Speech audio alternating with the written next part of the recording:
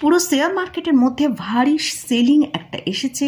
নিফটিতে প্রায় 400 পয়েন্টেরও বেশি এবং ব্যাংক নিফটিতেও আমরা প্রায় 400 পয়েন্টের মতন সেলিং দেখতে পেয়েছি। ব্যাংক নিফটি তুলনামূলকভাবে আজকে একটু কম সেলিং হয়েছে, তার কারণ আজকে ব্যাংক নিফটি এক্সপায়ারি ছিল।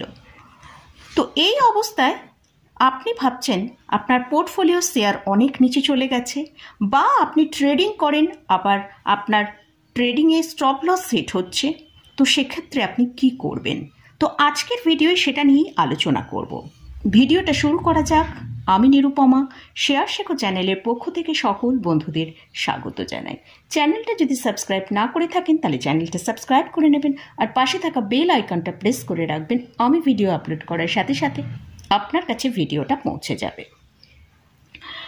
লাস্ট দুদিন ধরে মার্কেটে আমরা কিন্তু একটা সেলিং দেখতে পাচ্ছিলাম, সেটা কিন্তু জাস্ট তার সূচনা ছিল। আজ কিন্তু মার্কেটের মধ্যে তার আসল ছবিটা দেখতে পেলাম যে নিফটি তার সর্বোচ্চ যে হাই 22,525, সেখান থেকে প্রায় 600 পয়েন্ট নিচে, অর্থাৎ প্রায় 2.5% মতো নিচে এসে আজকে ট্রেড করেছে। আবার ব্যাংক নিফটিতে যদি আমরা ব্যাংক নিফটি মোটামুটি প্রায় 1 মাস 1.5 মাসের ওপর ধরেই কিন্তু একটা আন্ডার পারফর্ম করছিল, তো সেক্ষেত্রে ব্যাংক নিফটিতেও যদি আমরা দেখি তার সর্বোচ্চ হাই হয়েছিল 48,600, তো সেখান থেকে ব্যাংক নিফটিও কিন্তু প্রায় 1700 পয়েন্ট নিচে ট্রেড করছে, প্রায় 3% মতন ব্যাংক নিফটির নিচে ট্রেড করছে। তো আমরা যদি নিফটির যেসব টপ স্টকগুলো রয়েছে সেখানে আমরা দেখতে পাচ্ছি একটা প্রায় 4 থেকে 6% মতন সেলিং এসেছে। সেটা আপনি টাটা মোটর হোক, টাটা পাওয়ার হোক, কোল ইন্ডিয়া হোক, আইআরসিটিসি হোক, বিএল হোক, প্রত্যেকটা শেয়ারে আমরা কিন্তু একটা হিউজ সেলিং দেখতে পেলাম।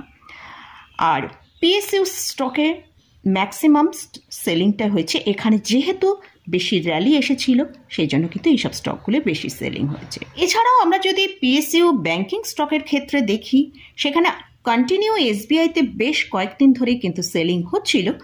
এছাড়াও আমরা ব্যাংক অফ বরোদা, পিএনবি, এসব স্টকে আমরা 4 থেকে 6% মতন সেলিং দেখেছি আজকে, এবং ব্যাংক অফ ইন্ডিয়ায় তো আজকে 8% মতন সেলিং দেখতে পেয়েছি। এবারে আসছে মিড ক্যাপ স্টকে। মিড ক্যাপ 100-এ আমরা প্রায় 4% মতন আজকে সেলিং দেখেছি।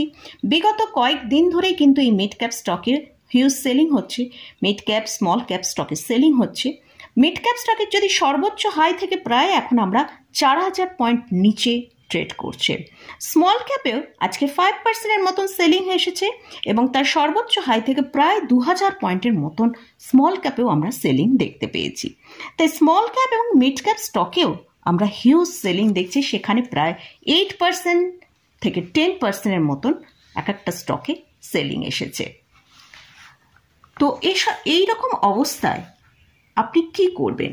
আপনি যদি একজন ট্রেডার হন তাহলে কিন্তু আপনার এখন মার্কেটকে ওয়াচ করাই সব থেকে বেটার হবে, কারণ আপনি এতখানি মার্কেট যখন নিচে এসেছে অলরেডি আপনার স্টপ লস কিন্তু হিট হয়ে গেছে। তো বারবার লস করার থেকে মার্কেটে আমাদের কখনো কখনো কিন্তু শুধুমাত্র মার্কেটকে ওয়াচ করাটাই বেটার হয়। তাই মার্কেটকে একটু ওয়াচ করতে হবে।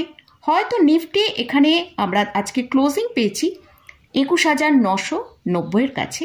তো নিফটিকে আমরা ওপরের দিকে যখনই দেখছি র্যালি হচ্ছে সেখানে কিন্তু রেজিস্ট্যান্স ফেস করছে, এবং নিচের দিকে যখন আসছে কোনো সাপোর্ট এখানে সে মানছে না, প্রত্যেকটা সাপোর্টকে ব্রেক করে করে নিচে চলে আসছে। নিফটির জন্য এখন যেটা স্ট্রং সাপোর্টের কাজ করবে সেটা হচ্ছে 21,800। তো মার্চ মাসে কিন্তু আমরা প্রত্যেক বছরই দেখি জেনারেলি যে প্রত্যেক বছরই মার্চ মাসে একটা হিউজ সেলিং হয়, সেটাই হচ্ছে। তাই মার্চ মাসে এখনো অর্ধেকেরও বেশি বাকি আছে, তাই মার্কেট এখান থেকে নিচে আসার খুবই চান্স রয়েছে। ধরুন আপনি লং টার্মের জন্য পোর্টফোলিও ক্রিয়েট করেছেন, সেখানে পোর্টফোলিওয়ে আপনার কিন্তু এখন ভ্যালু অনেকটা নিচের দিকে নেমে আসছে।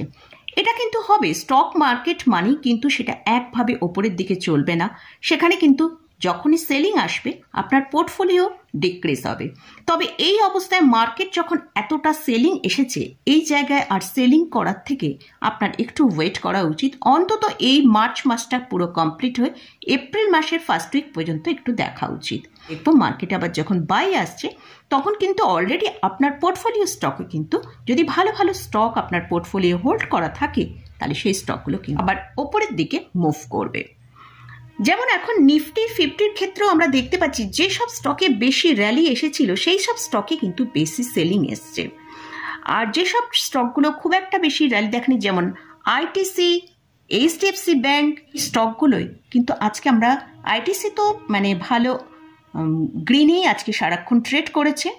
আইসিআইসি ব্যাংক, কোটাক ব্যাংক এরা মোটামুটি গ্রিনেই ট্রেড করেছে, এবং এইচডিএফসি ব্যাংকের কিন্তু সেলিং যেটা হচ্ছিল সেটা কিন্তু এখন মোটামুটি অনেকটা কমই আজকে আমরা সেলিং দেখতে পেয়েছি।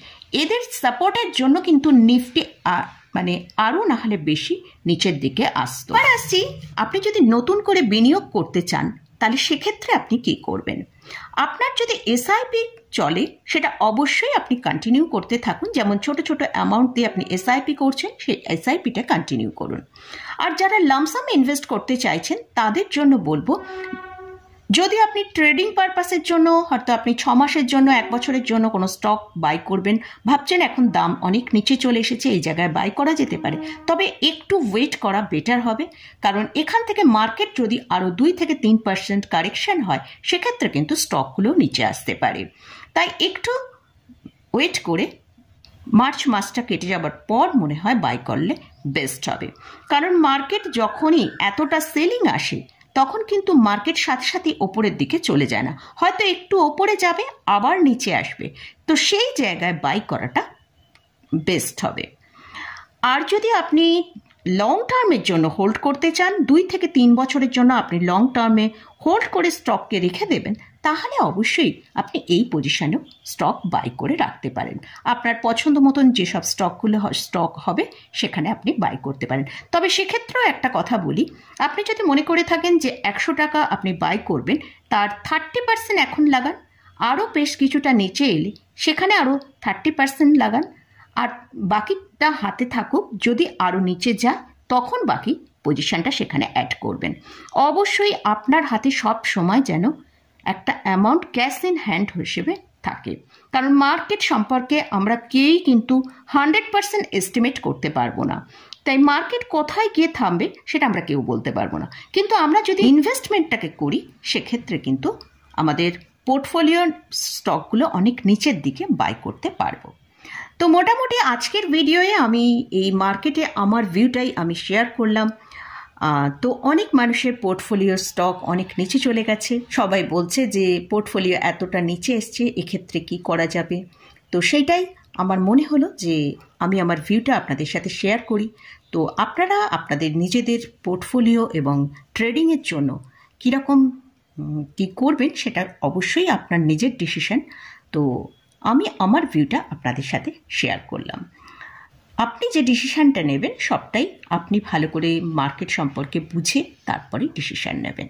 তো মোটামুটি আজকের মতন ভিডিওটা এখানেই শেষ করছি। ভিডিওটা যদি ভালো লাগে অবশ্যই লাইক করবেন, শেয়ার করবেন, সাবস্ক্রাইব করবেন। ধন্যবাদ।